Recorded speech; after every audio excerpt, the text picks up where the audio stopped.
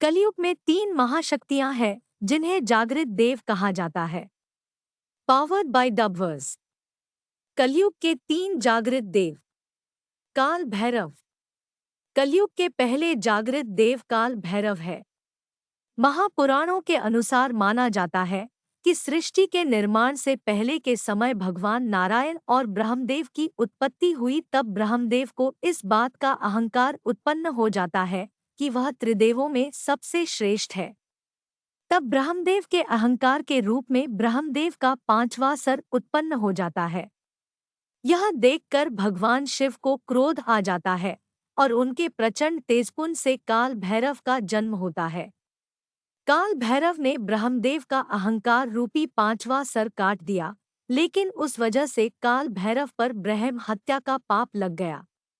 काल भैरव ब्रह्मदेव के उस कटे हुए शीश को लेकर बहुत से तीर्थ स्थानों पर घूमते रहे, लेकिन उन्हें ब्रह्महत्या के पाप से मुक्ति नहीं मिलती।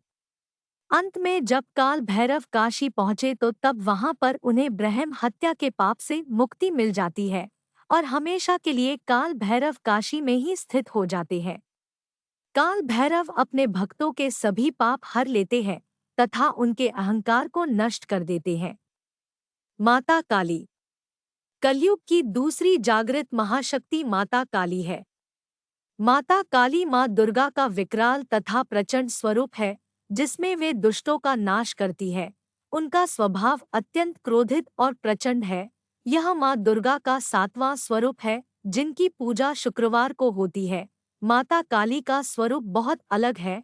काला रंग, खुले केश, 8 भुजाएं, रक्त से सना हुआ फरसा, गले में मुंड माला, रक्त की प्यासी जुबान, तन पर जानवर की खाल और हाथ में दुष्टों का रक्त पीने के लिए एक पात्र ही माता काली का स्वरूप की पहचान है।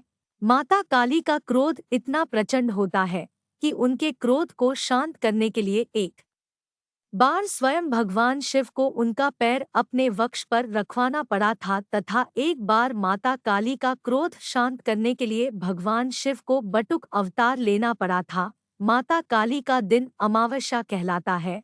माता काली के 4 रूप हैं: दक्षिण काली, श्मशान काली, मातृ काली तथा महाकाली। माता काली की उपासना जीवन में सुख, शांति, शक्ति तथा विद्या देने वाली बताई गई है। बजरंगबली हनुमान। कलयुग की तीसरी जागृत महाशक्ति है बजरंगबली हनुमान। हनुमान जी भगवान शिव के 11वें रुद्र अवतार थे, जिन्होंने वानर केसरी की पत्नी अंजनी के गर्भ से जन्म लिया था।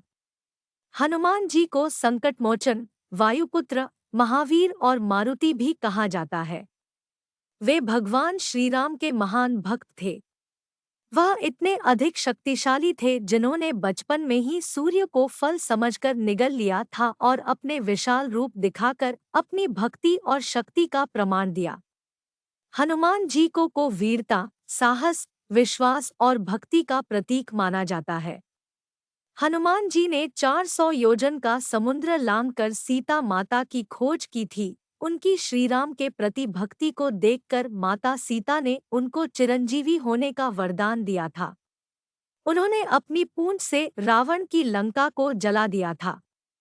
उन्होंने बहुत से दुष्टों का संहार किया तथा राम रावण युद्ध में महत्वपूर्ण भूमिका निभाई। हनुमान जी अमर है तथा आज भी जीवित है।